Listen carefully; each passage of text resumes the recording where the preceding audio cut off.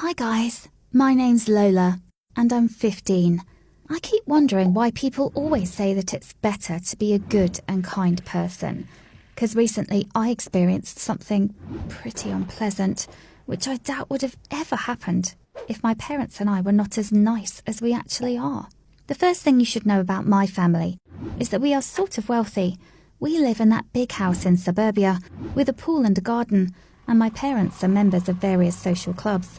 And my sister and I literally have everything we've ever wanted. But don't think that we're snobs. It's actually vice versa.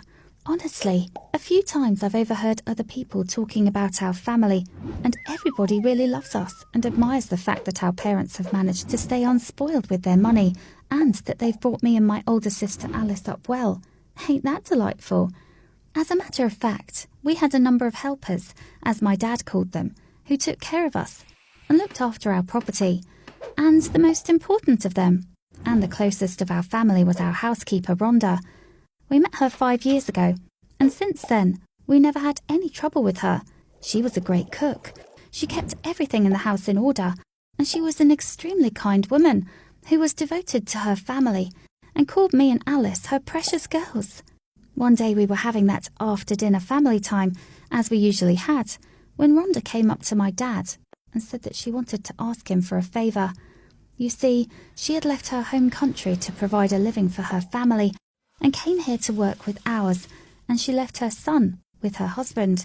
But recently, an incident happened at the lumber yard where he was working, and unfortunately, he died. Well, Rhonda couldn't let her son, who had just graduated from school, stay in their hometown with no future, no prospects, and no father. So she asked my dad to lend her some money for the ticket for Alex to let him stay here at our house with her.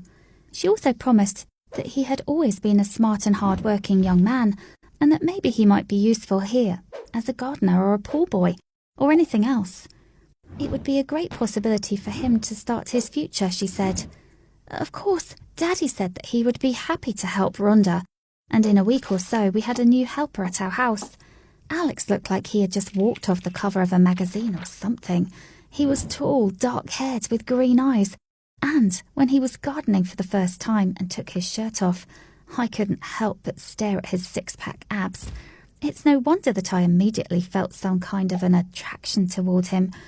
But what was even more inspiring than simply watching him work was that I was constantly catching his looks, which were full of interest, and I could tell that he was attracted to me. Once I got totally embarrassed when, after another tennis practice, I was still in my sparkling white uniform and I decided to grab lunch. One old lady had been so inattentive as to leave the plate with her brownie on a chair, and I didn't notice it until I sat on it. I suppose you can imagine what a piece of chocolate cake can do to white cloth. Right. When I arrived back home, Alex was there in the garden. I really tried to hide my, lower back from being seen by him, but I failed.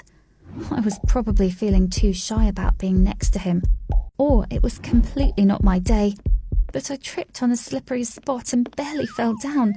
He hurried over to try to keep me from falling and saw the brown spot on my skirt from that unfortunate brownie. He was smiling while trying to hold in his laughter, but in my rush to get into the house, totally blushing with shame, I could swear that I heard him murmuring something about me having used the restroom inappropriately. It was literally the first time that he was that close to me, and I totally couldn't let him remember this failure of mine, so I decided to take a chance and have a little chat with him and explain why my skirt was brown, since I needed an excuse to go up to him, so that he wouldn't discover that I really liked him. I made iced tea and went outside to give it to him. I must say, I not only had a chance to explain what I wanted. He still laughed at me, though. But this sort of beat out a path to our future socialising. I mean, it turned out that he was really easy to talk to, and he kept telling me about his life and everything, and I just realised that I was completely crushing on him. And then there was a night that I will never forget. Our parents were hosting a few guests, and I was not interested in hanging out with my folks.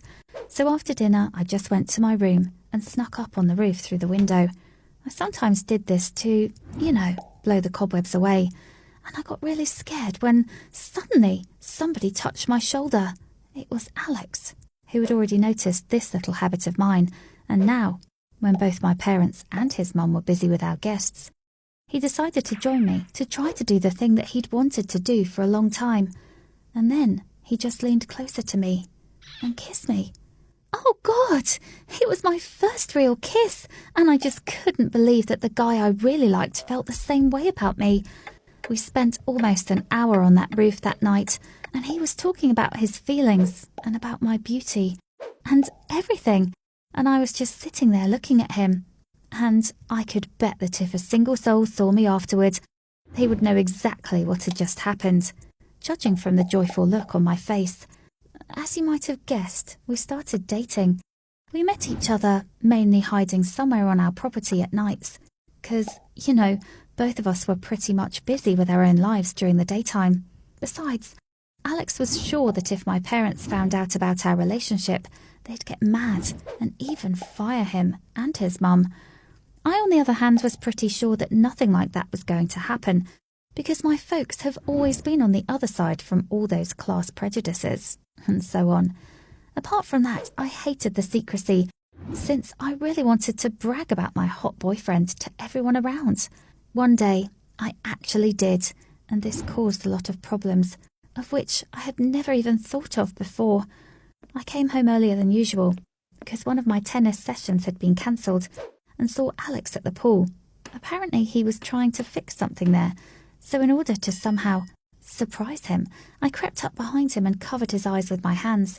He got so surprised that he even recoiled, and I tried to kiss him, and it was only then that I noticed my sister, who was sunbathing by the pool. Of course, Alice immediately understood what was going on. She rushed to me and took my hand and pulled me inside the house. Even though Alex looked pretty scared, and Alice looked really furious, I felt that I was happy and relieved. Finally, eventually the whole truth about our love was going to have to reveal itself. And this, in turn, meant no more hiding. Even Alice's words about how different me and Alex were, and her promises that these relationships led nowhere, and her threatening to tell everything to our parents, could do nothing to my happiness. We had a huge fight, probably the biggest one we've ever had before. But my love gave me the strength to confront her, and when she told me to go to my room, I said nothing, and proudly left the house to go see my Alex. I managed to calm him down a bit, saying that Alice couldn't do anything to our relationship, and that definitely nobody was going to get fired because of it. If only I knew that the greatest devastation and disappointment of my life had only one day to go.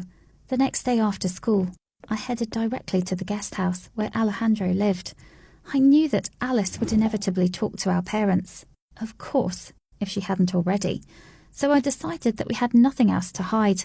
I knew that at that time of day he should be alone there, so I opened the door, practically without knocking, and stood dumbfounded, because I saw my boyfriend holding in his hands a necklace that my granny had given to me as a family heirloom for my 15th birthday party. Of course, Alex didn't know how it appeared in his stuff. I mean, he swore that he had never seen this necklace before. And then it hit me. It was Alice. She purposefully planted the jewellery in his belongings, obviously trying to discredit Alex in front of our parents to make them fire him. Apparently during our nice talk, I made it clear that I had no intention of ending our relationship, and Alice knew perfectly well that our parents could hardly be against our little romance, just because he comes from a simple family. Oh, that made me really furious. I rushed directly into her room and demanded the fullest explanation about everything. You should have seen her perfectly outplayed. True wonder. She started yelling at me that she didn't understand what I was talking about, and I kept screaming at her, threatening to turn her life into a nightmare. Then she told me to really take a second and think. Why would she sacrifice a family heirloom just to frame Alex? What if I hadn't caught him, and he sold it, and the family then lost it? Her words made me turn quiet.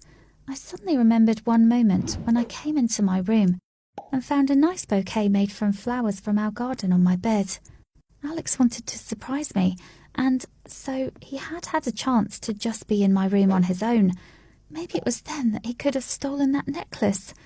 I just didn't want to believe that it was true, so, I just had to figure out what was going on.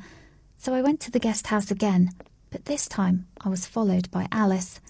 I guess when Alex saw us, he immediately understood that there was no way for him to escape that talk. He once again tried to deny Alice's accusations, but apparently he had no time to come up with a relevant explanation of why he had that necklace. He said that it had been the first time he did something like that, and that he wanted to sell it to make some spare money, to be able to take me out. It turned out that his mum was saving all the money they earned from us, and he couldn't just ask her to finance our relationship. He also promised that he would never do it again. The stealing, I mean. But for me, everything didn't matter, because no matter how kind and understanding the whole family was, I couldn't date somebody who could steal from me. Well, now Alice is insisting that I tell our parents everything, but I still have some doubts, because if Daddy decides to fire Alex, Rhonda